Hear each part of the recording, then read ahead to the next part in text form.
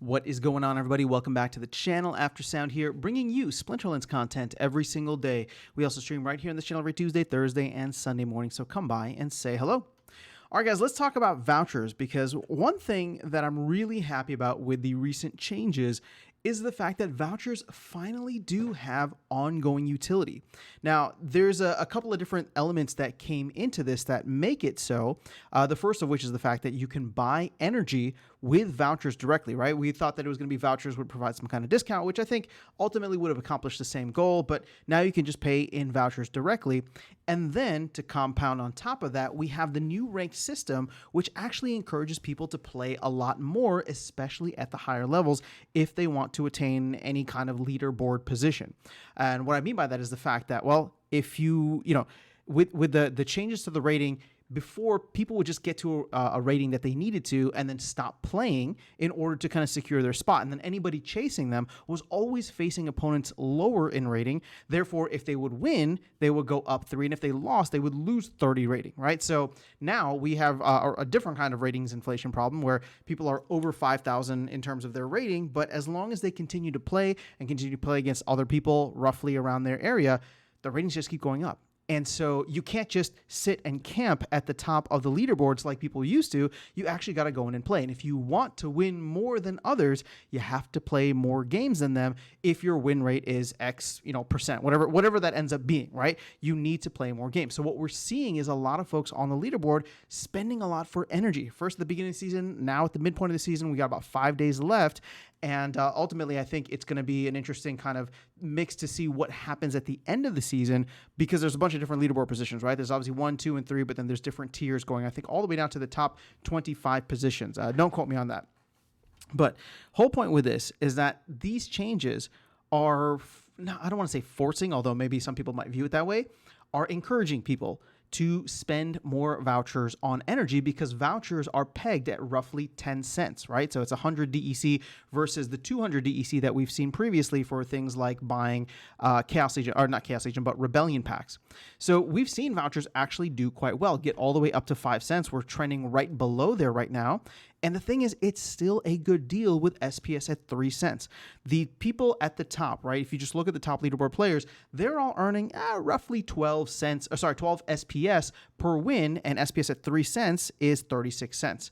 And if you do, it's either 500 DEC or 5 vouchers at that top, at that top tier within Champ, that's, with vouchers at 5 cents, that's 25 cents. So right now, the arbitrage actually exists. Now, it all depends on your win rate, and if your win rate is good, then over time you're gonna, you'll come out ahead or at least break even. But more importantly, for people that are chasing all of the other rewards, more chests, more reward cards, more potions, whatever it is, right? You do get more of that. You do get more reward shares. And I think the upcoming reward changes, right? They overhauled ranked. Now they're going to overhaul the rewards. I think that'll even be better, because then people will look at this and say, well, you know what? I'm getting way more reward shares. I don't need to look at my reward shares as a consequence of how many chests I can get on the daily. It's just how many can I get, right? In general, and then start building up towards all the different cool prizes that the team wants to put, right? Not just the reward chests, but maybe titles, maybe all these different things, which will encourage people to start, spending more, because you only get 24 energy per day.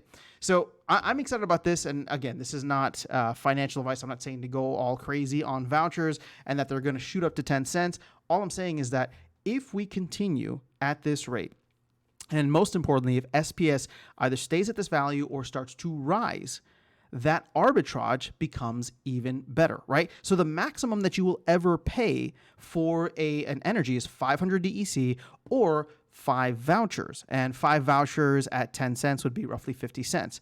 So if you think about the fact that players are earning that 12 SPS per game, I think I did the math previously where it's just like we need to hit like 4.2 cents, right? In order for the math to make sense at that high level. Obviously there's a discount right now with vouchers, but if vouchers were to get to 10 cents, DEC stays at peg, right? Then we would need SPS to rise. But I think most of us, at least if you're here, are hoping that with the upcoming bull run, we will see a rise in SPS over time. And, wherever that tops out, I mean, even if we were to 2x from here, or let's just say get to the ever so elusive 10-cent SPS, right? I think everybody thinks the game is going to change dramatically at 10 cents. And I believe that it would too, because think about it this way. If you're paying 50 cents for an energy, you're winning 12 SPS, and that SPS is worth, 10 cents. You're getting $1.20 per game, and you're paying 50 cents for energy. And if your average is to be 50-50, right, a 50% win rate, you're coming out ahead 20 cents every couple of games, right? That to me represents the arbitrage that I've been talking about for a while.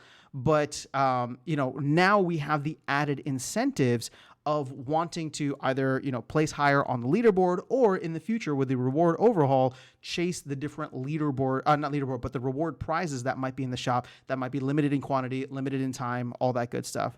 So very excited for how this shakes out over the next couple of months here. Obviously, we don't know when the reward rework is going to come into the mix, but that is going to be one of the next major things I think the team is focused on, and we'll have to see what cool kind of things that they offer with it as soon as it goes live. I hope it's not just hey, you can get a couple of chests here. I hope they have something fancy and shiny to go with it. Maybe it's a title, maybe it's the first of its kind or something like that people can start working towards. And then at that point, it's not even about the leaderboard anymore. It's about trying to get up to, whatever level and play for energy, race everybody else, not just on the leaderboard, but race everybody else on these high ticket prizes here.